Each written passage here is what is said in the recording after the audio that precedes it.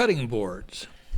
There are 4,765 different videos out there on YouTube on how to make a cutting board, and I have yet to build one to replace this. This is our cutting board. It's been around for a while. It's a little worse for wear. It's got a whole bunch of splits in it. It's got a bunch of burn marks. It's got a whole bunch of cut marks. Got some water damage on the end. It really needs a replacement. So now it's time to build a new one. I got a few issues with me trying to build a cutting board. The first is, well, there's no room in this workbench. The next issue, of course, is tools. I've got a saw, a clamp, a file, and a drill that's dead. Well, what do you do when you haven't got any tools? You go borrow from a neighbor, of course. But in this case, the neighbor I'm borrowing from isn't right next door. He's in a whole town away. So we're going to have to make a bit of a road trip. And I'm going to run over to Paul's. Paul's a woodworking friend of mine with his whole shop in his backyard. This is his shop. This is Paul. And inside that shop, Paul's got things that cut and chop and joint and plane. And then he's got clamps, and more clamps. So the first step in this process is going to be finding some wood. Paul's given me access to his scrap and offcut corner. So up in that little space, I'm going to scrounge out some reasonable walnut, and I'm also going to find some maple here, and then I'm going to take it to the joiner.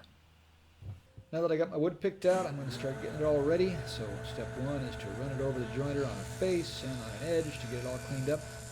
Then I'm going to take it over the table saw and cut all these pieces of wood into strips, various thicknesses, and then I'm going to lay them all out so I know how the glue up's going to go.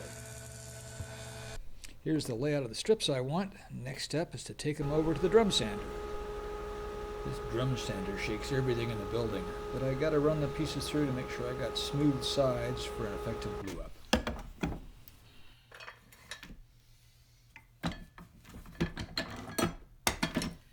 And now we get to the most boring part of the build process, the glue up. Now I could have made my life a lot easier by making all these strips the same thickness, and then I could have just spread glue over everything all at once.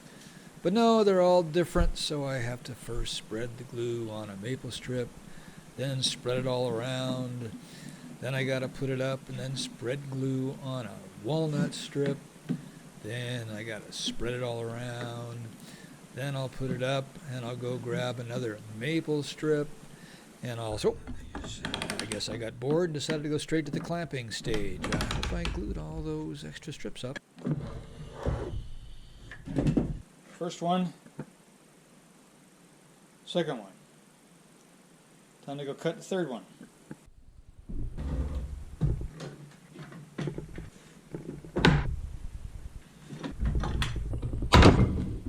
And we scrape, scrape, scrape, scrape, scrape, scrape, scrape, scrape, scrape, scrape, scrape, scrape. And now we're going to level out all those strips in the thickness planer. We're going to take it over to the drum sander and get it smoothed down before final sanding. And here's a look at all three of the boards before I take them for final sanding.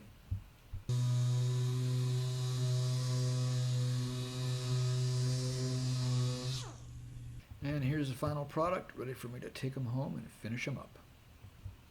Now it's time to say goodbye to Paul. Now I'm going to jump in the car and head back to my place to put the finishing touches on these boards.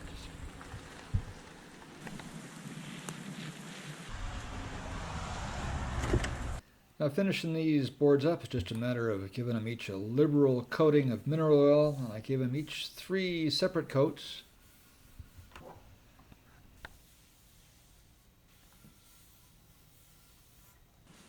Then after letting the mineral oil soak in for a few days, I rubbed in some beeswax into each one of them.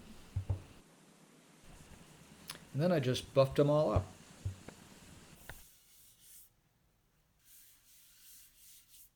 Here's the final product, 2 for the kids and 1 for us. So here's the original cutting board all ready for the scrap heap, and here's the brand new one. My problem with this one is it's too pretty. Nobody wants to mark it all up with cut marks. So maybe we'll take this old cutting board back to the shop and chop it up and see if we can't breathe some new life into it. Next project. So a tip for looking natural on video: never show your face, never look natural. Bye-bye.